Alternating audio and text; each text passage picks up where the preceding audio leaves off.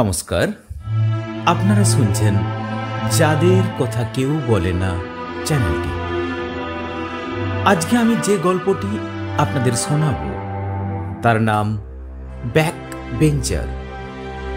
তো চলুন সময় নষ্ট না করে শুরু করি। ব্যাক বেঞ্চার বলতে সাধারণত আমরা বুঝি স্কুলের পিছনের বেঞ্চে যারা বসে। তো আজ আমি তাদের গল্পই আপনাদেরকে শোনাব। যদু, রমেন, ইতু, আকাশ, দীপ, সায়ন এবং আরো অনেকে, এরা প্রত্যেক দিন খুব সকালে স্কুলে আসে। সকাল বলতে হয়তো কোনোদিন 9:50, কোনোদিন বা 10:15। ঘড়ির কাঁটা এদের কখনোই 10:30 বেরোয়। কিন্তু এরা স্কুলে এসে কখনোই প্রথমের 5টা বেঞ্চে বসে না। এরা সবসময় লাস্টের দিক থেকে ফার্স্ট বেঞ্চ মনে করে বসতে শুরু করে। অর্থাৎ সবচেয়ে লাস্টের বেঞ্চটা এবং তার কোণটা আগে ভর্তি করে দেয় এরা। শিক্ষক মশাই ক্লাসে আসেন। ক্লাসে এসেই প্রথমেই যেন তাদের উপরে একটা আক্রোশ ঝেড়ে দেন। শিক্ষক মহাশয়ের যে কোনো ব্যক্তিগত রাগ এদের উপর থাকে তা নয়, কিন্তু কোনো এক অজানা কারণে তিনি ক্লাসে এসেই বলতে শুরু করেন, এই পড়া করে নিয়ে এসেছিস? দাঁড়া তো, একের পর এক দাঁড়া। আকাশ, রমেন, সূর্য, রাজদীপ, প্রত্যেকে দাঁড়া। বল, কালকে যে পড়াগুলো দিয়ে গেছিলাম সেগুলো পরপর বলে যা, আমি প্রশ্ন করে যাচ্ছি। এদেরকে যতগুলো প্রশ্ন করা হয় এরা একটারও উত্তর বলতে পারে না। শিক্ষক মহাশয় প্রশ্নের উত্তর না পেয়ে কি পরিমাণ ঝাড় যে ঝাড়েন এদের, সেটা আর বর্ণনা করলাম না। এরপরে আসি প্রথম বেঞ্চের কথায়। প্রথম বেঞ্চে স্কুলের সমস্ত ব্রিলিয়ান্ট ছেলেমেয়েরা বসে। শিক্ষক মহাশয় যত প্রশ্ন করে সব উত্তর এদের জানা। হয়তো এরা বুদ্ধিমান বা বুদ্ধিমতী, কিন্তু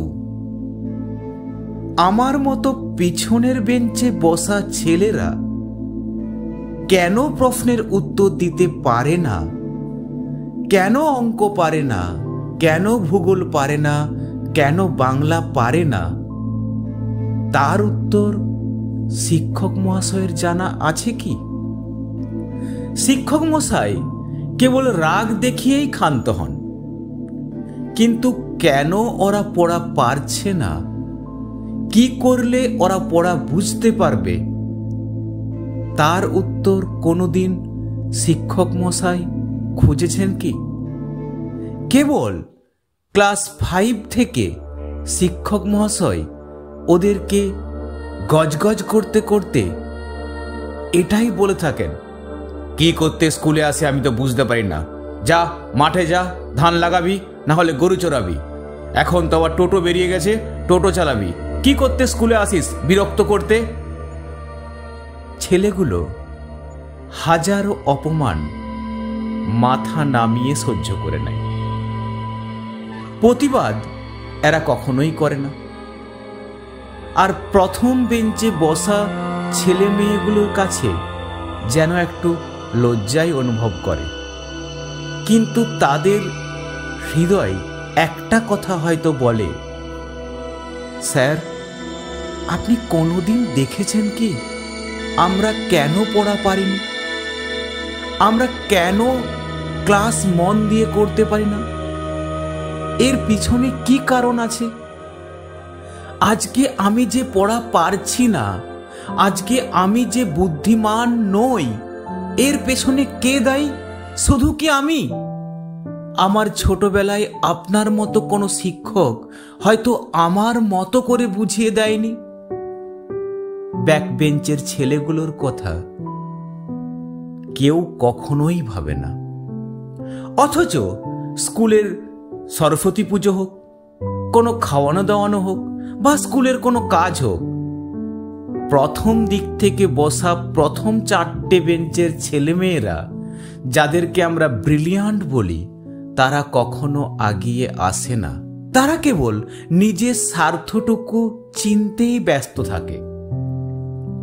আর এই প্রথম বেঞ্চে বসা ছেলেমেয়েরা শুধু জানে কিভাবে নিজের পড়াটুকু বুঝে নিতে হয়, এবং স্কুল শেষের পরে বা স্কুল জীবন শেষের পরে তারা শিক্ষক মশাইকে আর মনেও রাখে না।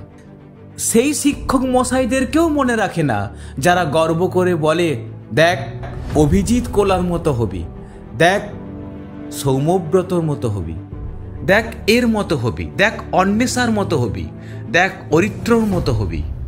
কিন্তু এরা কেউ মনে রাখবে না যখন এদের স্কুল জীবন শেষ হয়ে যাবে। আর যাদেরকে আমরা ব্যাকবেঞ্চার বলি, যাদেরকে আমরা এড়িয়ে যাই, স্কুল জীবন তাদের শেষ হয়ে গেলেও রাস্তায় শিক্ষক মশাই যখন হেঁটে যান, তাদের মাথা শিক্ষকের চরণে আপনা আপনি নেমে আসে।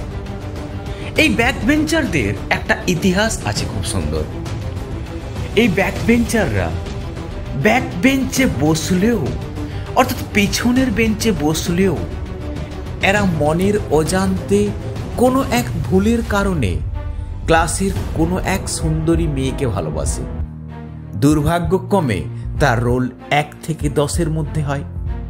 কিন্তু যখন সে প্রস্তাব দেয় যে সে তাকে ভালোবাসে, তখন সেই কথাটা শুনে বুদ্ধিমতী ছাত্রীটি বা মেয়েটি বলে ওঠে, তোর কোনো যোগ্যতা আছে আমার সঙ্গে কথা বলার?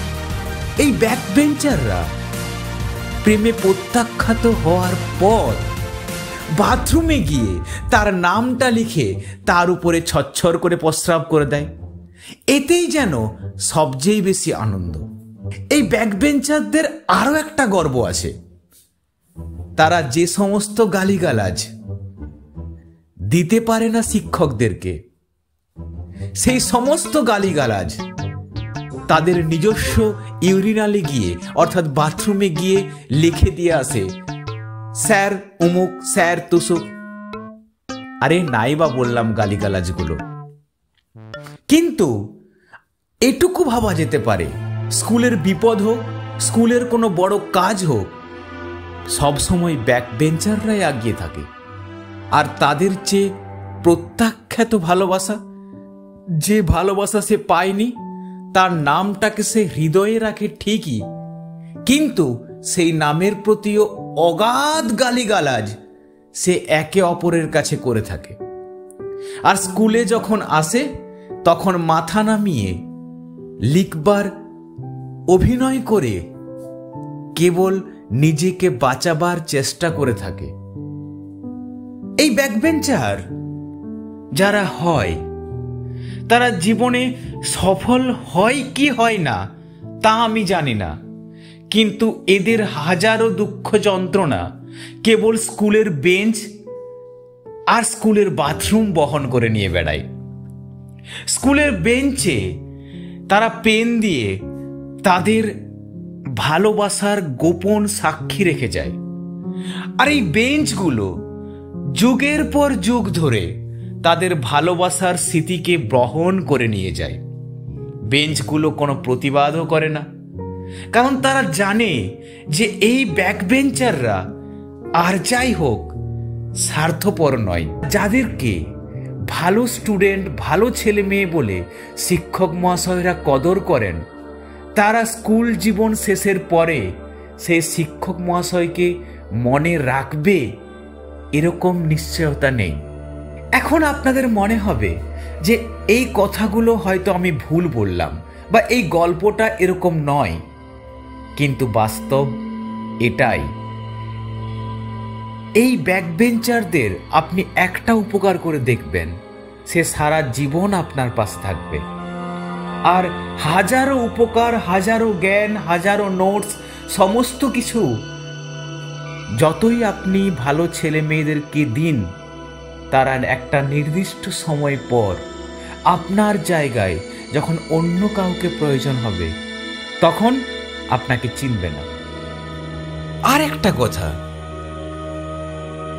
ব্যাকবেঞ্চাররা পরীক্ষার সময় কি প্রশ্ন আসবে এদের থেকে ভালো কেউ জানে না। এরা খুব ভালো সাজেশন করতে পারে, আর সেই উত্তরটা এরা বাড়িতে তৈরি করে তা নয়, সেই উত্তরটাকে তারা মাইক্রো জেরক্স করে বাথরুমে গচ্ছিত অবস্থায় রেখে আসে। এবং যে সরস্বতী মাকে তারা হাজারো শ্রদ্ধা জানায়, সেই সরস্বতী মায়ের উপরেই তারা ছচ্ছর করিয়া প্রস্রাব করিয়া দেন। ইহাতে তাহাদের কোনরূপ ভূক্ষেপ হয় না।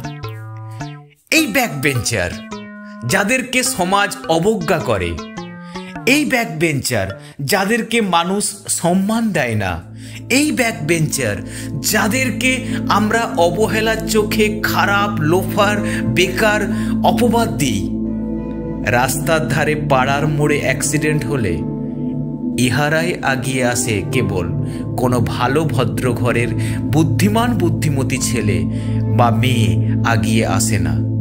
আপনার বিপদে কেবল এই ব্যাকবেঞ্চাররাই আছে, অন্য কেউ নেই। তাই ব্যাকবেঞ্চারদের অবজ্ঞা নয়, ওদের কাছ থেকে বোঝার চেষ্টা করুন ওরা কি চায় বা ওরা কি করলে পড়া ভালো বুঝতে পারবে। শিক্ষক মহাশয়দের চোখ রাঙানি তারা অনেক খেয়েছে, এবার না হয় ওরা একটু ভালোবাসা পাক।